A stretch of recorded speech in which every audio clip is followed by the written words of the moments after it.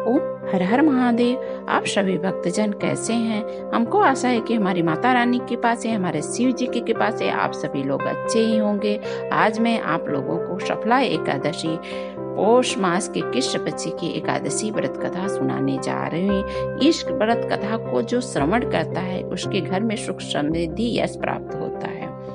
कथा करने से पहले आपसे अनुरोध करना चाहती हूँ कि यदि हमारे चैनल पे आप नए हैं तो कृपया करके लाइक करिए, सब्सक्राइब करिए और शेयर करिए। शेयर किसी एक को जरूर कर दीजिए जिससे कि आपको भी फल प्राप्ति हो, क्योंकि जब हम कथा करते हैं या कथा करवाते हैं 2 4 10 लोग को इकट्ठा करते हैं तो शुभ फल की प्राप्ति होती है। तो इस तरीके से आप भी 2 4 लोगों को यदि शेयर करेंगे तो आपको भी शुभ फल की प्राप्ति।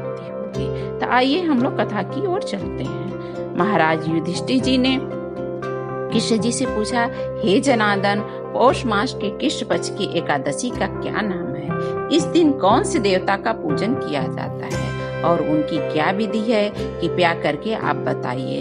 भक्तवत्सल भगवान श्री कृष्ण जी कहने लगे कि धर्मराज, मैं तुम्हें स्नेह के कारण तुमसे कहता हूँ कि एकादशी व्रत के अतिरिक्त मैं अधिक से अधिक दक्षिणा पाने वाले यज्ञ से भी प्रसन्न नहीं होता हूँ। अतः इसे अत्यंत भक्ति भाव और श्रद्धा से जो लोग सुनते हैं और कथा पढ़ते हैं और दूसरे को सुनाते हैं तो उससे मैं ज्यादा प्रसन्न होता हूँ। हे राजन, द्वादशी युक्त पौष कृष्ण एकादशी का महत्व तुम एकाग्रचित होकर के सुनो।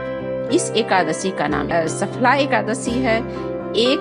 इस एकादशी के देवता श्री नारायण जी यानी विष्णु जी श्री कृष्ण जी हैं। विधि पूर्वक इस व्रत का जो करता है, फल चढ़ाता है तो और फूल चढ़ाता है तो शुभ फल की प्राप्ति होती है। जिस प्रकार में नागों में शेषनाग, पक्षियों में गरुड़ तथा ग्रहों में चंद्रमा, यज्ञों में यशमेघ और देवताओं में भगवान विष्णु सर्वश्रेष्ठ हैं, उसी प्रकार सब व्रतों में एकादशी व्रत श्रेष्ठ है। जो मनुष्य सदैव एकादशी का व्रत करते हैं वे मुझे परम प्रिय हैं। अब इस एकादशी की क्या विधि है मैं सुनाता हूँ। मेरी पूजा के लिए फल में जो ऋतु फल अनेक प्रकार के मिल रहे हों, यथाशक्ति आपके पास जो भी है वही लेके पूजा करनी चाहिए। नींबू नैवेद्य 16 प्रकार के फल फूल यदि एकत्रित हो सके यथाशक्ति वही एकत्र करके धूप दीप आदि चढ़ा के मेरी पूजा करनी चाहिए, मेरी आराधना करनी चाहिए और रात्रि भर जागरण करनी चाहिए। इस एकादशी के व्रत के समान यज्ञ, तीर्थ, दान, तप तथा कोई भी दूसरा व्रत नहीं है। 5000 वर्ष तप करने से जो फल मिलता है उससे भी अधिक सफला एकादशी का व्रत करने से मिलता है। हे राजन, आप इस एकादशी की कथा सुनिए। चंपावती नगरी में एक महिष्मान नाम का राजा राज्य करता था। उसके 4 पुत्र थे। उन सब में लुम्बक नाम वाला उनका बड़ा पुत्र था। वह बहुत ही पापी था। वह सदा कुकर्म किया करता था, वेश्यागमन था, दूसरे के कर्मों में वह सहयोग करता था, अपने पिता का धर्म यूं ही नष्ट करता था।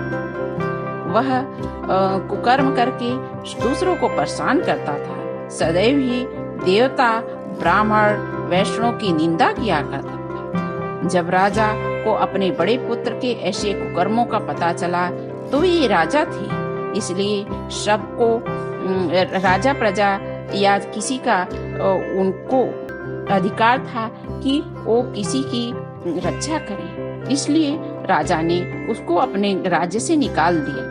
तब वह राजा के पुत्र जो था विचार करने लगा कि कहाँ जाऊं। अंत में वह चोरी करने का निश्चय किया। दिन में वह वन में रहता और रात्रि में अपने पिता की नगरी में चोरी करता तथा प्रजाओं को तंग करता था, उसे मारता था, पीटता था और तरह तरह के कुकर्म किया करता था। कुछ समय पश्चात सारी नगरी भयभीत हो गई। वह वन में रह करके पशु आदि को मार करके खाने लगा। नागरिक और राज्य के कर्मचारी उसे पकड़ लेते, किंतु राजा के भय से उसे छोड़ देते, क्योंकि वह राजा का पुत्र था। उन्हें भय था कि यदि हम राजा के पुत्र को मारेंगे, सताएंगे या कुछ करेंगे तो राजा हमें इस राज्य से निकाल देगा। वन के एक अति प्राचीन विशाल पीपल का जो वृक्ष था, वहां पे लोग जाकर के भगवान विष्णु की पूजा किया करते थे। उसी वृक्ष के नीचे वह महापापी लोमपक रहा करता था। वह लोग डर के मारे वहां पे पूजा करना छोड़ दिए, वहां पे जाना छोड़ दिए। वह अपना वहीं पे जो कि भगवान वहां पे आके क्रीड़ा करते थे, लेकिन सब लोग परास्त होके क्या करें, छोड़ दिए। वहां पे वह रहने लगा। कुछ समय पश्चात पौष मास के कृष्ण पक्ष की 10वीं तिथि आई। वह जब एक ही कपड़ा पहनते पहनते, एक ही वस्त्र पहनते पहनते बहुत सारे दिन बीत गए तो उसके वस्त्र फट गए। वह शीतकाल में ठिठुरने लगा, रास्ते में सो न सका, उसके हाथ पांव अकड़ गए। सूर्योदय होते होते वह मूर्छित हो गया। दूसरे दिन एकादशी था।